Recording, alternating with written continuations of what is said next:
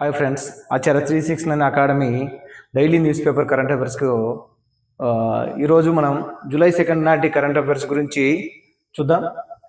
So railway సేవలన్నిటికీ ఒకే app rail one అనేటువంటి పేరుతోటి మనకు న్యూస్ పేపర్లో వచ్చినటువంటి ఆర్టికల్ గురించి చూస్తే, సో దీంట్లో ఉన్నటువంటి అంశం ఏంటంటే సూపర్ యాప్ను ఆవిష్కరించినటువంటి రైల్వే మంత్రి ఆండ్రాయిడ్ ఐఓఎస్ వినియోగదారులకి అందుబాటులోకి వచ్చింది అనేటువంటి శీర్షికతోటి మనకి దీంట్లో వచ్చింది. అంటే రైల్వే అందించేటటువంటి సేవలు, రైల్వే బుకింగ్ కావచ్చు, ప్లాట్ఫామ్ టికెట్లు, రైల్వే సమయాల వివరాలు, అలాగే రైల్వే హెల్ప్ లైన్ సేవలు, ఆహారం బుకింగు, సరకు రవాణా వివరాలు, వీటన్నిటిని కూడా ఒకే యాప్లో అందించే ఒక యాప్ను రైల్ వన్ అనేటువంటి యాప్ను రైల్వే శాఖ మంత్రి అశ్విని వైష్ణవ్ ఆవిష్కరించడం జరిగింది. ఇక్కడ మనం చూస్తే దీంట్లో ఉన్నటువంటి అంశాలు, సో రైల్వే సేవలన్నిటికీ ఒకే యాప్ రైల్ వన్. ఏం పేరండి ఇది? Rail one. రైల్ వన్ ఆవిష్కరించినటువంటి రైల్వే శాఖ మంత్రి అశ్విని వైష్ణవ్ అనేటువంటి పేరుతోటి. సో రైల్వే సేవలన్నిటికీ ఒకే యాప్ పేరు రైల్ వన్. రైల్ వన్ దీన్ని ఆవిష్కరించినటువంటి రైల్వే శాఖ మంత్రి అశ్విని వైష్ణవ్ అనేటువంటి పేరుతోటి ఒక శీర్షిక వచ్చింది. దీంట్లో ఉన్నటువంటి ముఖ్యమైనటువంటి అంశాలని అని చెప్పుకున్నాం. సో రైల్వే సేవలన్నింటికీ ఒకే యాప్, సో రైల్ వన్, దాన్ని ఆవిష్కరించినటువంటి రైల్వే శాఖ మంత్రి అశ్విని వైష్ణవ్. సో తర్వాత అంశాన్ని గురించి మనం పరిశీలిస్తే చూడండి. సో 2 ఏళ్లలో 3.5 కోట్ల ఉద్యోగాలు, దేశంలో ఉపాధి కల్పనకు భారీ ప్రోత్సాహక పథకం.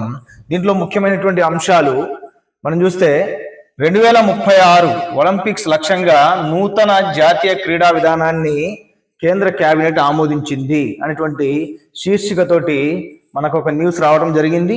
దాంట్లో ఉన్నటువంటి అంశం ఏంటంటే నూతన క్రీడా విధానం ఖేలో భారత్ నీతి 2025కి కేబినెట్ ఆమోదం తెలిపింది.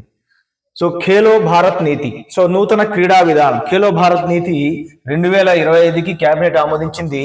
దీనిలో భాగంగా ఇంపార్టెంట్ అండి ఇది.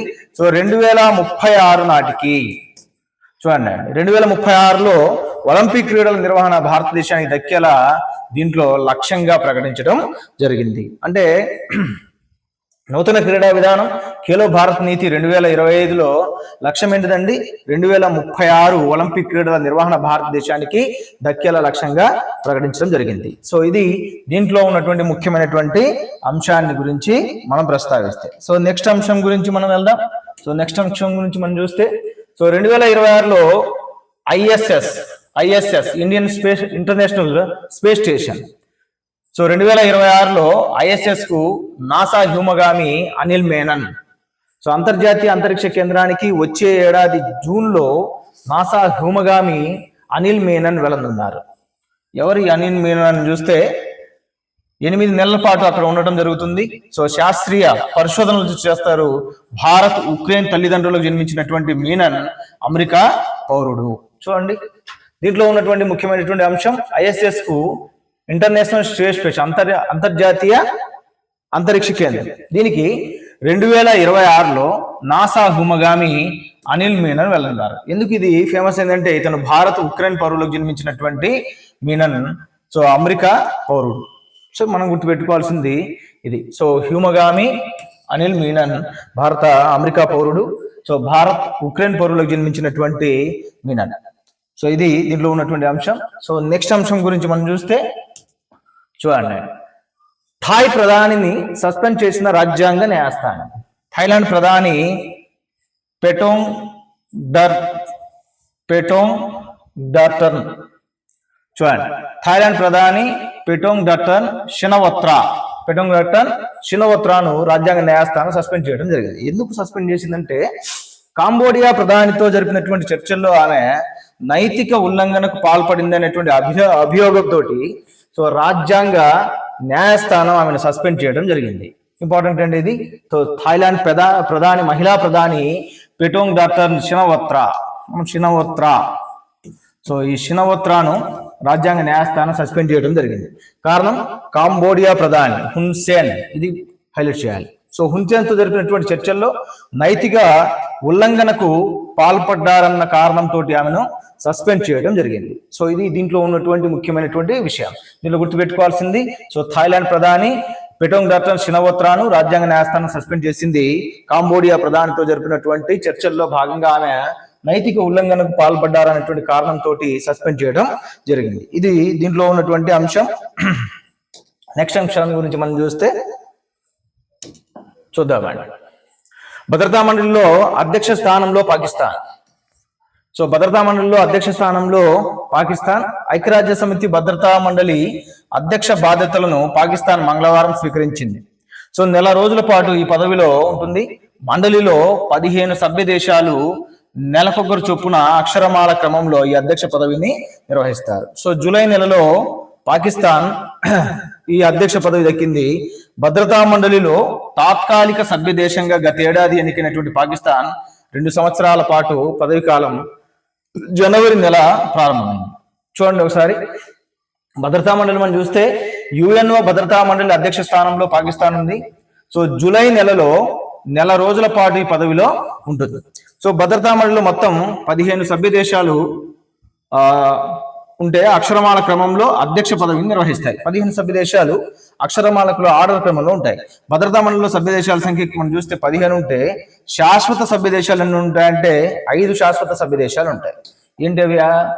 ఏబిసిఎఫ్ఆర్. చూడండి, ఏ అంటే ఏబిసిఎఫ్ఆర్ ఇలా మనం గుర్తుపెట్టుకోవచ్చు అండి.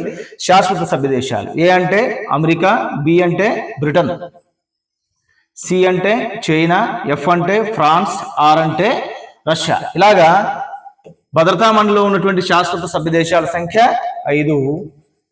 చూడండి, అవి America, Britain, China, France, Russia. తాత్కాలిక సభ్య దేశాలు ఏంటంటే 10.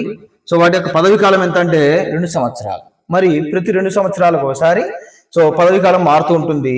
మరి అధ్యక్ష పదవి కాలం అక్షరమాల క్రమంలో, సో ఆల్ఫాబెటికల్ ఆర్డర్లో అక్షరమాల క్రమంలో చూడండి. ఈ దేశాలకు ఏమవుతుందంటే ప్రతి నెలకు ఒకసారి ఒక దేశం అధ్యక్ష స్థానాన్ని కైవసం చేసుకుంటుంది. దాంట్లో భాగంగా సో పాకిస్తాన్ కు ఈ అవకాశం వచ్చింది. జూలై నెల పాటు పాకిస్తాన్ భద్రతా మండలి అధ్యక్ష స్థానాన్ని వహిస్తుంది. దీంట్లో ఉన్నటువంటి అంశం.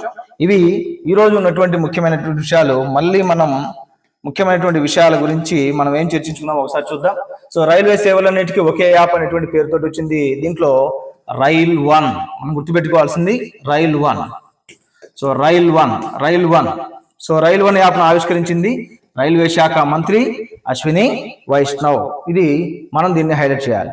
తర్వాత ఉన్నటువంటి అంశాన్ని గురించి చూస్తే నూతన క్రీడా విధానం ఖేలో భారత్ నీతి అనేటువంటి పేరుతోటి నూతన క్రీడా విధానాన్ని 2025కు కేబినెట్ ఆమోదించింది. దీని లక్ష్యంగా 2036 ఇది హైలైట్ అయింది. 2036లో ఒలింపిక్ క్రీడల నిర్వహణ భారతదేశానికి దక్కేలా దీంట్లో లక్ష్యంగా పెట్టుకోవడం జరిగింది. నెక్స్ట్ అంశం గురించి చూస్తే మనం ఐఎస్ఎస్ ఇంటర్నేషనల్ స్పేస్ స్టేషన్ కి 2026లో సో నాసా హుమగామి అనిల్ మీనన్ స్పేస్ స్టేషన్ కి వెళ్ళనున్నారు. అయితే భారత్ ఉక్రెయిన్ పౌరులకు జన్మించినటువంటి మీనన్ అమెరికా పౌరుడు. ఇది హ్యూమగామి అనిల్ మీనన్ గురించి చూస్తే నెక్స్ట్ అంశం థాయిలాండ్ ప్రధాని. సో ఇటీవల కాలంలో ఇలా అడుగుతుంది, ఇటీవల కాలంలో రాజ్యాంగ న్యాయస్థానం సస్పెండ్ చేసినటువంటి ప్రధాని ఎవరు అని.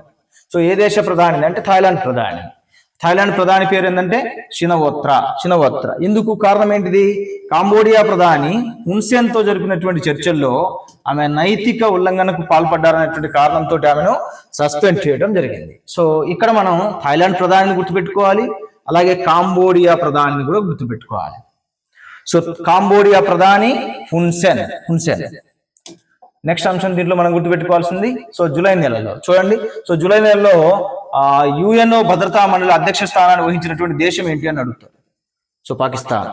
తర్వాత జూలై నెలలో నెల రోజుల పాటు ఈ పదవిలో ఉంటుంది పాకిస్తాన్. భద్రతా మండలిలో సభ్య దేశాల సంఖ్య అంటే 15, తాత్కాలిక సభ్య దేశాలు 10, శాశ్వత సభ్య దేశాల సంఖ్య ఎంత అంటే 5. మరి ఏంటి శాశ్వత సభ్య దేశాలు అంటే మనం ఒక కోడ్ ద్వారా దీన్ని మనం గుర్తుపెట్టుకునే ప్రయత్నం చేయొచ్చు. ఏబిసిఎఫ్ఆర్ అని. ఏ అంటే అమెరికా, బి అంటే బ్రిటన్, సి అంటే చైనా, ఎఫ్ అంటే ఫ్రాన్స్, తర్వాత ఎఫ్ అంటే ఫ్రాన్స్, ఆర్ అంటే రష్యా. సో వీటి యొక్క పదవి కాలం, తాత్కాలిక సభ్య దేశాల యొక్క పదవి కాలం 2 సంవత్సరాలు. ఓకేనా అండి? సో ఇది జూలై 2లో మనకు న్యూస్ పేపర్లో వచ్చినటువంటి కరెంట్ అఫైర్స్ గురించి చూస్తే సో వీటినన్నింటినీ కూడా మీరు ఒక నోట్స్ పెట్టేసి డే వైజ్ గా రాసుకొని ప్రిపేర్ అయ్యి మంచి స్కోరు కరెంట్ అఫైర్స్ లో సాధించాలని కోరుకుంటున్నాం. సో ఈ వీడియో నచ్చితే మీరు లైక్ చేయండి, షేర్ చేయండి, మీ ఫ్రెండ్స్కి ఇది ఫార్వర్డ్ చేయండి. Thank you very much. ఖుదాఫీస్. ధన్యవాదాలు.